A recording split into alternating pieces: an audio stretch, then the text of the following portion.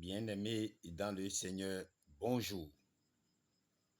Je dis grand merci à Dieu Tout-Puissant qui a permis que nous nous retrouvions encore en ce moment précis pour ce thème intitulé Dieu est patient, avec les textes du prophète Ésaïe chapitre 55 versets 1 à 9 et de l'évangile de Jésus-Christ selon Luc chapitre 13 versets 1 à 9.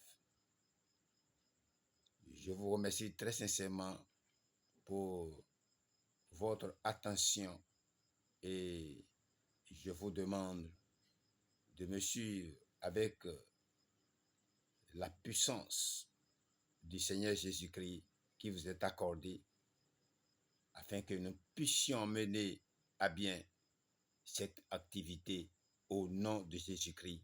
Amen. Bien-aimés dans le Seigneur, Dieu est patient. Je voudrais vous dire que la patience de Dieu est sa bonté en action avec des gens qui méritent d'être punis. Pendant que sa grâce accorde aux pécheurs le pardon et l'amène à faire la paix avec Dieu, la patience ne fait que retarder l'heure du jugement et de sa colère. Dieu a une patience infinie, car vous savez, pour lui, un seul jour est comme 1000 ans, et 1000 ans sont comme un seul jour. Il est vraiment puissant. Nous parlerons un tant soit peu de son fonctionnement et de sa manifestation envers Adam et Ève, puis envers toute l'humanité, s'agissant bien sûr de sa patience. Bien-aimé, la patience de Dieu, c'est la puissance de contrôle que Dieu exerce sur lui-même afin de retenir sa juste colère contre des pécheurs qui continuent à lui désobéir et qui méritent amplement d'être punis.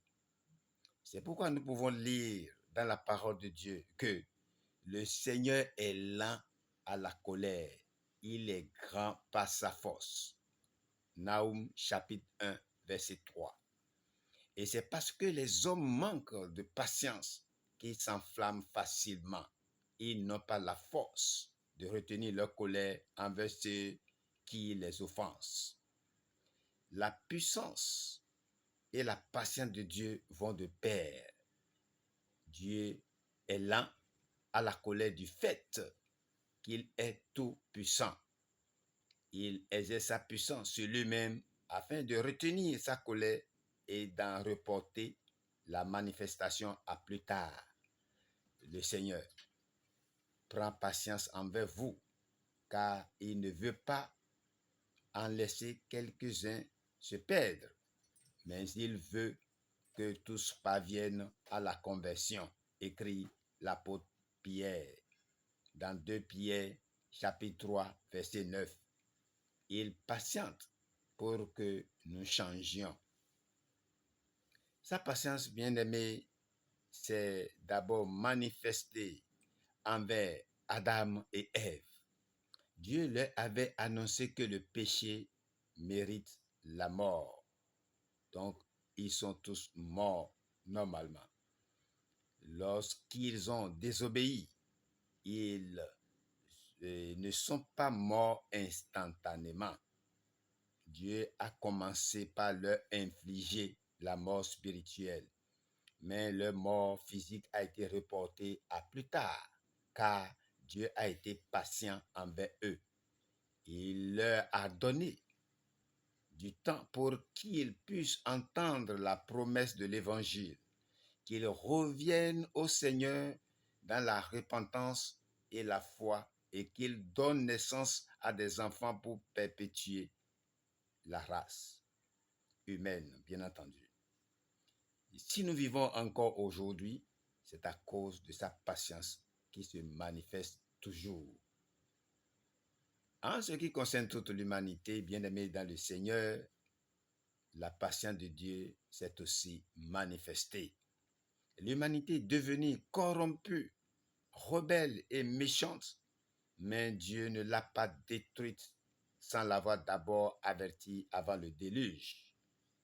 Les gens avaient été rebelles autrefois lorsque la patience de Dieu se prolongeait au jour où Noé construisit l'arche dans laquelle un petit nombre de personnes, c'est-à-dire 8, furent sauvées à travers l'eau. 1 Pierre chapitre 3 verset 20. Dieu a attendu des années, soit 20 ans, avant d'envoyer le déluge. Je dis bien 120 ans avant d'envoyer le déluge. Je répète bien, Dieu a attendu des années, soit 120 ans avant d'envoyer le déluge, le temps que Noé construisit l'arche et qu'il avertisse ses contemporains. Sachons bien aimés que nous méritions tous la mort par le péché et nous la méritons dès maintenant si nous ne sommes pas encore en Christ. Dieu est patient car il veut accorder son pardon, tout comme la grâce de Dieu ne nous donne pas la liberté de pécher. De même, la patience de Dieu ne nous donne pas la liberté de paresser. Agissez maintenant. Chaque nouvelle journée que le Seigneur accorde à ce monde est une occasion qui vous est donnée de revenir à lui et d'encourager les autres à se tourner vers lui. Voilà tout pour le commentaire.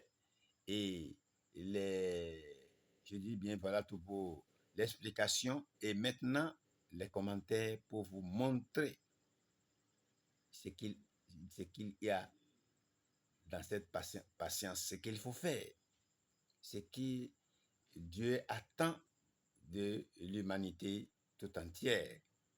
Alors, bien-aimés dans le Seigneur, dans Ésaïe chapitre 55, verset 1 à 9, je voudrais vous dire que comme du rocher frappé dans le désert au chapitre 48, verset 21, un fleuve de vie et de bénédiction découle de l'œuvre de la croix. Source inépuisable offerte à quiconque a soif. Ici, c'est l'appel du prophète, mais le Seigneur Jésus s'exprime de la même manière. Il dit, si quelqu'un a soif, qu'il vienne à moi et qu'il boive. Jean chapitre 7, verset 37. Voyez aussi quiconque de la grâce au chapitre 3, verset 15, chapitre 11, verset 26 et chapitre 2, verset 46. Deux choses caractérisent le grand salut de Dieu. Il est gratuit. Les hommes se donnent une peine considérable et dépensent des fortunes pour ce qui ne rassasie pas, alors que le plus excellent de tous les biens peut s'obtenir sans argent et sans prix. Dieu en a fait tous les frais. Compare le chapitre 52, verset 13. En second lieu, le salut doit être saisi maintenant. Cherchez l'Éternel tandis qu'on le trouve. Verset 6. Dieu est proche. Il pardonne abondamment. Mais hâtez-vous. Le moment vient où il ne sera plus accessible. Jean, chapitre 7, verset 34. Chapitre 8, verset 21. Et que retenir de l'évangile de Jésus selon Luc, chapitre 13, verset 1 à 9. Au chapitre 13, bien-aimé, verset 1 à 5, Jésus évoque deux événements récents et solennels et censés pour exhorter ses auditeurs à la repentance. Sachons aussi saisir les occasions d'avertir ceux qui nous entourent. L'histoire d'Israël racontée par le figuier stérile est en même temps celle de l'humanité tout entière. Dieu a tout essayé pour tirer quelque bien de sa créature Hélas, l'homme, dans la chair, en dépit de ses prétentions religieuses, c'est-à-dire de belles feuilles, de belles feuilles, est incapable de porter le moindre fruit pour Dieu. Il occupe donc inutilement la terre et doit être jugé. J'espère que ce ne soit pas cela pour toi. Tu dois porter de bons fruits. Et pour qu'il en soit ainsi, il faut que tu sois d'abord dans le Seigneur Jésus-Christ et que tu viennes à lui, la source inépuisable qui te fera produire ses fruits par l'intermédiaire de son Esprit Saint, l'Esprit de Dieu, qui agira en tout moment dès que tu es à lui. Bien-aimé, c'est pourquoi j'ai choisi ce cantique et qui peut être une question pour toi. Miséricorde insondable, cantique 93. Dieu peut-il tout pardonner? Oui, il peut. Tout ce que tu es, tout ce que tu as fait, il peut tout pardonner. C'est pourquoi le refrain dit, Jésus, je viens à toi, tel que je suis, prends-moi. C'est comme ça. Chante ce refrain et fais comme ce refrain te le dit. Jésus, je viens à toi, prends-moi tel que je suis et tout est parfait.